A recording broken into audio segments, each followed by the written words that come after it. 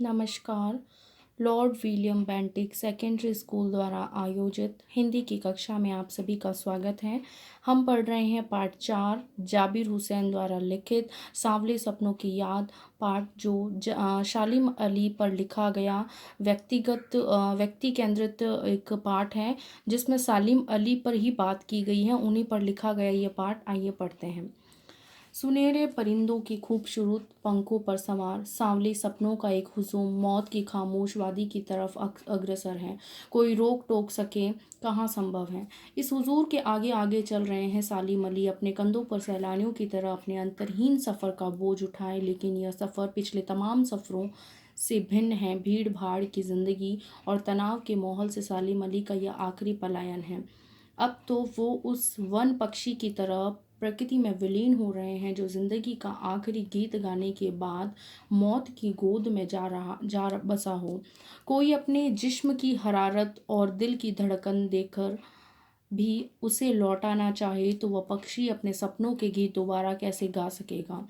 मुझे नहीं लगता कोई इस सोए हुए पक्षी को जगाना चाहेगा। वर्षों पूर्व कुछ सालिम अली ने कहा था कि लोग पक्षियों को आदमी की नज़र से देखना चाहते हैं।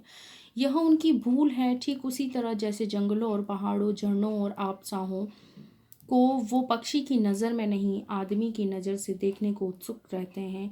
भला कोई आदमी अपने कानों से पक्षियों की आवाज़ का मधुर संगीत सुनकर अपने भीतर रोमांच का सोता फोड़ता महसूस कर सकता है।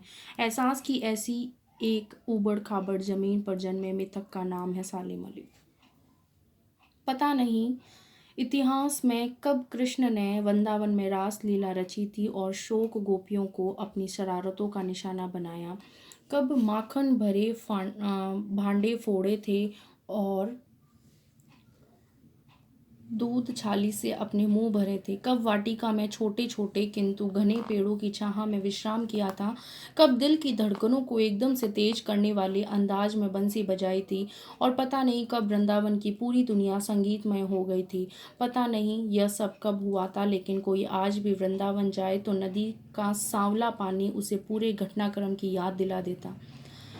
हर सुबह सूरज निकलने से पहले जब पतली गलियों में उत्साह भरी भीड़ नदी की ओर बढ़ती है तो लगता है जैसे उस भीड़ को चीर कर अचानक कोई सामने आएगा और बंसी की आवाज़ पर सब किसी के कदम थम जाएंगे। हर शाम सुबह ढलने से पहले जब वाटिका का माली सैलानियों को हिदायत देगा तो लगता है जैसे बस कुछ ही क्षणों में वो कहीं से आ टपकेगा और संगीत का जादू वाटिका के भरे पूरे माहौल पर छा जाएगा।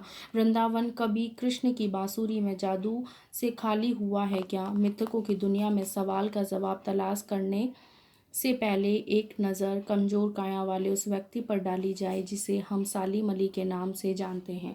उम्र को सती तक पहुंचने में थोड़े ही दिन तो बच रहे थे। संभव है लंबी यात्राओं की थकान ने उनके शरीर को कमज़ोर कर दिया हो और कैंसर जैसी जानलेवा बीमारी उनकी मौत का कारण बनी हो, लेकिन अंतिम समय तक मौत उनकी आंखों से वह रोशनी छीनने में सफल नहीं हुई जो पक्षियों की तलाश और उसकी हिफाजत के प्रति समर्पित थी।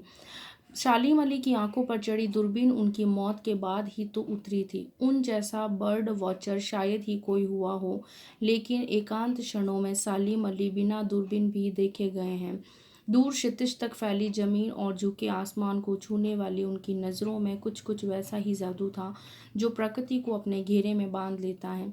शालीम अली उन लोगों में थे जो प्रकृति के प्रभाव में आने के बजाय प्रकृति को अपने प्रभाव में लाने के कायल होते हैं।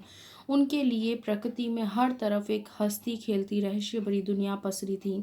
यह दुनिया उन्होंने बड़ी मेहनत से अपने लिए गढ़ी थी और इसके उनकी जीवन साथी तहमीना ने काफ़ी मदद पहुंचाई थी। तहमीना स्कूल के दिनों में उनकी सहपाठी रही थी। अपने लंबे रोमांचकारी जीवन के ढेर सारे अनुभवों के मालिक सालिम अली एक दिन केरल की साइलेंट वैली को रेगिस्तानी हवा के झोंकों से बचाने का अनुरोध लेकर चौधरी चरण सिंह से मिले थे। वे प्रधानमंत्री थे। चौधरी साहब गांव की मिट्टी पर पड़ने वाली पानी की पहली बूंद का असर जानने वाले नेता थे। पर्यावरण के संभावित खतरों का जो चित्र सालिम अली ने उनके सामने रखा उसने उनकी आंखें नम कर दी थीं। आज सालिम अली नहीं है, चौधरी साहब भी नहीं है। कौन बचा है जो अब सौंधी माटी पर उगी फसलों के बीच एक नए गांव की नए भारत की नींव रखने का संकल्प लेगा? कौन बचा है जो अब हिमालय और लद्दाख की बर्फीली ज़मीनों पर जीने वाले पक्षियों की वकालत करेगा? सालिम अली ने अपनी आत्मकथा का नाम रखा फॉल ऑफ ए स्पैरो। मुझे याद आ गया, D.H. लॉरेंस की मौत के बाद लोगों ने उनकी पत्नी फ्रिडा लॉरेंस से अनुरोध किया कि वह अपने पति के बारे में लिखें। फ्रिडा चाहती तो ढेर सारी बातें लॉरेंस के बारे में लिख सकती थी, लेकिन उसने कहा, मेरे लिए लॉरेंस के बारे में कुछ लिखना असंभव सा है। मुझे महसूस होता है मेरी छत पर बैठने वाली गोरैया लॉरेंस के बारे में ढेर सारी बातें जानती हैं, मुझ में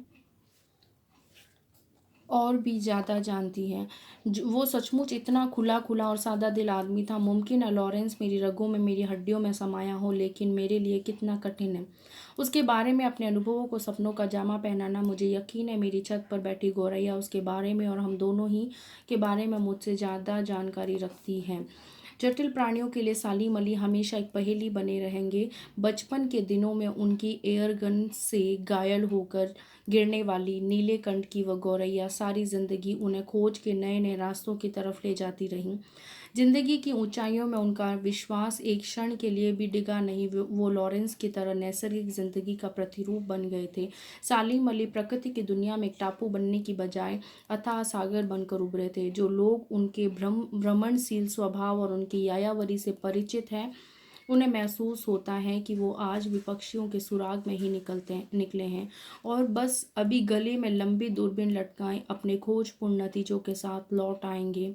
जब तक वो नहीं लौटते, क्या उन्हें गया हुआ मान लिया जाए?